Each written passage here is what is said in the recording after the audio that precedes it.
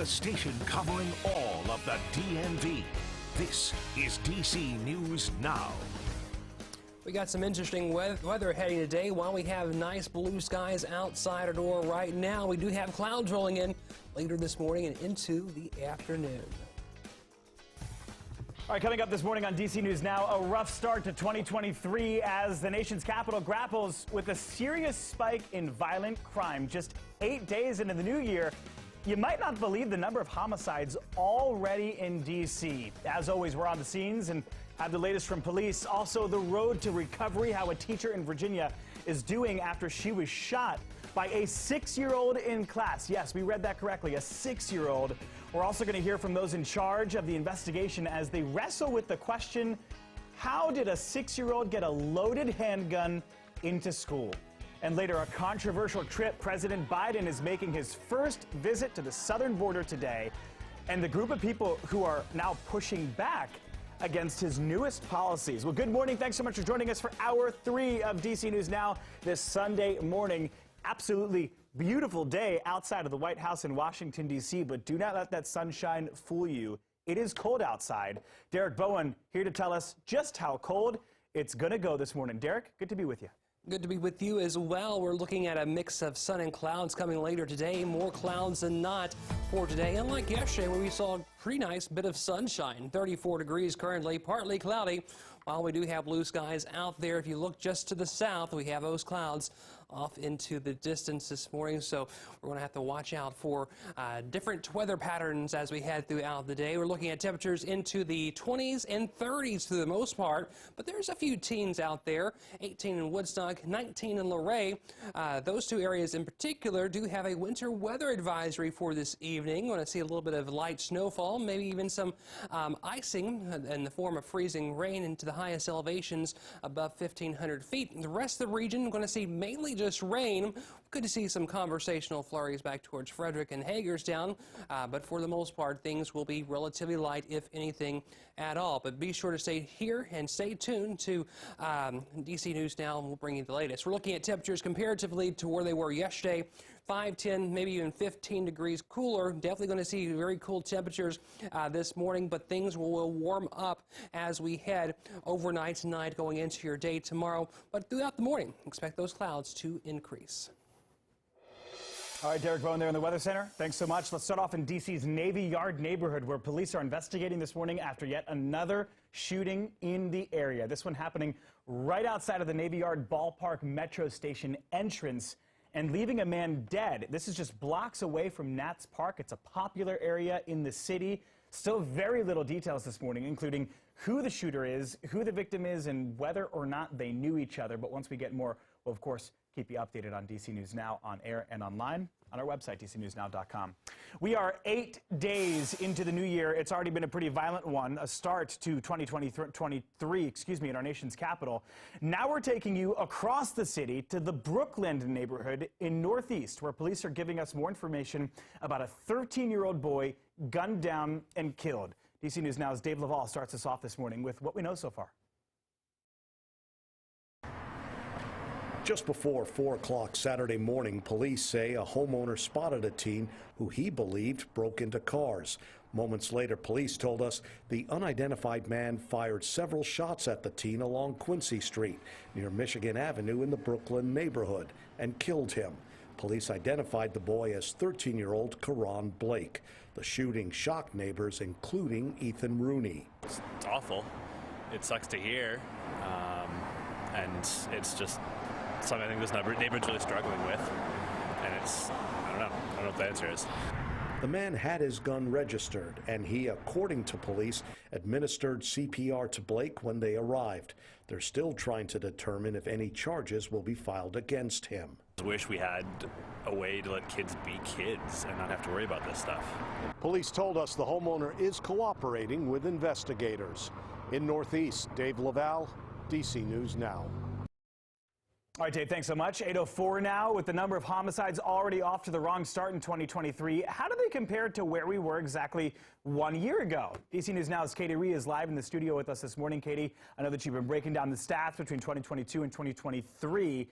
So how do the numbers stack up? Good morning, Joseph. So like you said, it's already been a pretty rough start this year. So in many stat categories, the district has already matched, if not surpassed, last year's report, all except for 2 categories. Now, property crimes like robbery, multiple types of theft, including motor vehicle theft, and homicide have all surpassed what police were reporting this time last year. Now, every category of crime except for 2, assault with a dangerous weapon and burglary, have increased when compared this year and last year. Police have also reported 540 crimes in just 8 days. And on January 8th of last year, they only reported 437. That's an almost 25% increase. But let's take a look at those numbers. Now, the district has already seen 5 homicides in 8 days. That's a 67% increase from this time last year. And motor vehicle theft, that's up too, from 62 to 112, an 81% increase from last year. Theft from automobiles, a nearly 25% increase from 113 to 141. And during a press conference last week, officials say they're alarmed by this spike in crime this early in the year. Any loss of life is tragic. We've been very descriptive in our emotions behind that, right? And as we have been, we will continue as an agency to work with our partners to make sure that we are working to prevent the crime, but also there has to be some accountability in the rest of the system. You've heard Chief Conte say that on multiple occasions. Now, all of this has to be addressed by the incoming Deputy Mayor for Public Safety and Justice, Lindsay Appiah, who D.C. Police told us they've worked with in the past. In the studio, Katie Bree, D.C. News Now. All right, Katie, thanks so much. New this morning, a woman is in the hospital with what first responders are describing as life-threatening injuries after a house fire in College Park. Prince George's County Fire tweeting out this photo, and look, the damage is pretty substantial. Crews found the woman trapped inside of the house. They were able to rescue her, and again, she was taken to the hospital. According to officials, now 2 people have been left without a home because of this fire. So far, no other injuries have been reported. Earlier this week in Newport News, Virginia, you might remember a 6-year-old boy shot his first-grade teacher. It happened at Rich Neck Elementary School, and today we are learning that teacher is showing signs of improvement. Now, days after the shooting, still not much is clear about exactly what led up to it. Police haven't offered a lot of information, but they did say this: they don't believe this was an accident. The 6-year-old and the teacher reportedly got into an altercation in the classroom on Friday. That's when he pulled out a handgun and shot her. The teacher was taken to the hospital with life-threatening injuries, but as of today, the mayor of Newport News says that teacher is in stable condition. No students or other staff members were injured. Now police are working to find out how the boy got access to the gun in the first place. We'll get the investigation done, and there's some questions we'll want to ask and find out about. I want to know where that firearm came from. What was the situation? Yeah, classes at Rich Neck Elementary have already been canceled for tomorrow, for Monday. The boy was taken into custody at the time of the shooting, but Virginia law does not allow 6-year-olds to be tried as adults. In addition to that, he's also too young to be brought into the custody of the Department of Juvenile Justice if found guilty. So still, as you can tell, a lot of unanswered questions, and we're going to try and answer some of them this week as we learn more from authorities. You're talking about 808 happening today. The president visiting El Paso, Texas. It comes as the immigration debate nationwide has been re-sparked recently thanks to a lot of action at the Supreme Court. Shelby Capp from our sister station in Texas has a look at what to expect from the trip and why the president could be making a major announcement while he's there. President Joe Biden announcing the expansion of a program to accept 30,000 migrants per month from Venezuela, Cuba, Nicaragua, and Haiti before coming to El Paso this weekend. My message is this: if you're trying to leave Cuba, Nicaragua, or Haiti, or have agreed to begin a journey to America, do not just show up at the border. Stay where you are and apply legally from there. Starting today, if you don't apply through the legal process, you will not be eligible for this new parole program. The president coming to El Paso on Sunday, but his visit comes at a time when El Paso is seeing fewer numbers after weeks of thousands of migrants at our border. El Paso County Judge Ricardo Samaniego calling the president's visit overdue. So we're very excited that he's here. I think it's long overdue. I'll be very honest. I was hoping he'd come a little earlier because we've had some incredible situations.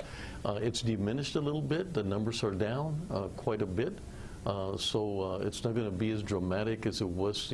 3 weeks ago we almost had 5,400, in a detention. Now we have maybe less than 1,500.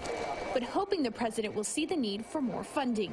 And what we don't need is someone to tell us how to do it, but to provide us the resources. It's good that the president is coming to El Paso. It is overdue. Political expert Dr. Richard Pineda commenting on the timing of the president's visit, as we will see a new legislative cycle in the U.S. Congress, and Democrats will not have control of the House, saying immigration is likely to be a big issue. I think to a certain extent, the White House and President Biden are trying to get ahead of that by not only coming to the border to sort of get the on-the-ground report, but also to signal that the federal government is, in fact, focused on trying to ameliorate the situation that's happening here. President Biden speaking about the need for immigration reform.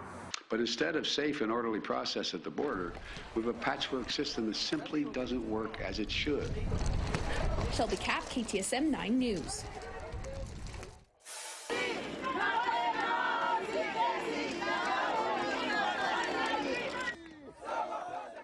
Are hundreds of people marching through the streets of El Paso in anticipation of President Biden's visit, and around 300 migrants have taken refuge on sidewalks outside of a local church. Some of them telling our news partners at the border they're afraid to seek more formal shelters because of the new restrictions that are meant to crack down on illegal border crossings. The protesters are calling for an end to tightening immigration policies. They are hoping for a reversal of the president's call to deport people crossing the southern border illegally. As long as we continue to apply political pressure, we have the hope that we will have a better outcome and that people will be seen for the humans that they are, not by the color of their skin and the degradation of these racist policies. Yeah, immigration advocates say there has been an increasing climate of fear since the president's trip was announced, and that many migrants have once again been left in limbo when it comes to obtaining resources for themselves and their families.